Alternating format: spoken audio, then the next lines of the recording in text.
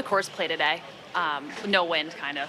Yeah, probably as easy as it'll play all week, if I had to guess. Yeah, it was playing very easy for those, the first probably, probably 12, 13, 14 holes. So really didn't get any wind until we were on, I think it was like 4, and even then it wasn't too much. So yeah, very, very gettable on that backside for sure. Everyone's burning question, what was it like playing with Rory today?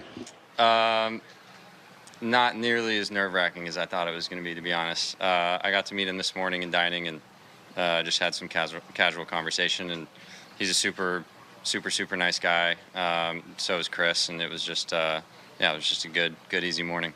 Watching Rory up close, what stood out in his game, his demeanor, just his presence? Yeah, just overall, like I don't think he necessarily hit it his best today in terms of what he expected. He had not a great, we talked like he didn't hit a great shot into number 1 and a couple others, but his short game's obviously great. You don't get to be best player, one of the best players in the world without a well-rounded game, but just everything. Obviously he's a great driver, the golf ball, he rolls it well, he does everything very, very good, and just keeps it all really tight. Well, it's a nice start for Jake Knapp coming off that grueling Sunday in Mexico, but hats off. This is a career-transforming win for him. He's earned spots into all the 5 remaining signature events and the Masters. He said, all I can think about right now is the Masters, but he's got to stay present because there's a lot to come before that. What do you make of what you saw from him last week and how he's carrying it through into this week? I think he did remarkably well today. It was interesting, of course, getting a pairing like Rory McIlroy. He's an easy guy to play with. Number 2 ranked player in the world right now is McIlroy. But I'll tell you what I think Jake Knapp took away from this round today, and that is that even the greatest players hit bad shots. He saw Rory hit a couple of terrible shots today. He mentioned the one at number 1, but the second shot at number 8, where he absolutely airmailed the green with a wedge, was an absolutely terrible shot. And I think it probably gives him a perspective that, hey, these guys, don't hit perfect shots all the time.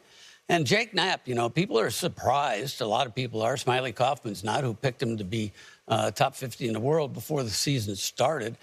Jake Knapp is not just sort of an ex-bouncer at a nightclub. He's played some good golf early on in his life and just never really had the spotlight or the chance to win on the PGA Tour. Now he's got it.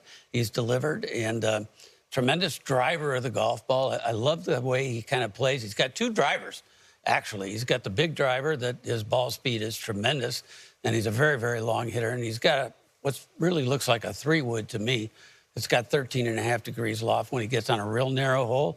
Doesn't need a lot of distance. He says he hits it about 285. That is his fairway finder. So he is a driving machine, that guy. Yeah, I'm sure he has learnt so much over the last week or so. And similar to what you said about Rory McIlroy making mistakes, he said what he learnt about Sunday last week in Mexico is that I don't need to have my A+ game to win. You can get it done and make mistakes. So a huge learning curve out there for Jake Knapp at the moment. What a run he is on.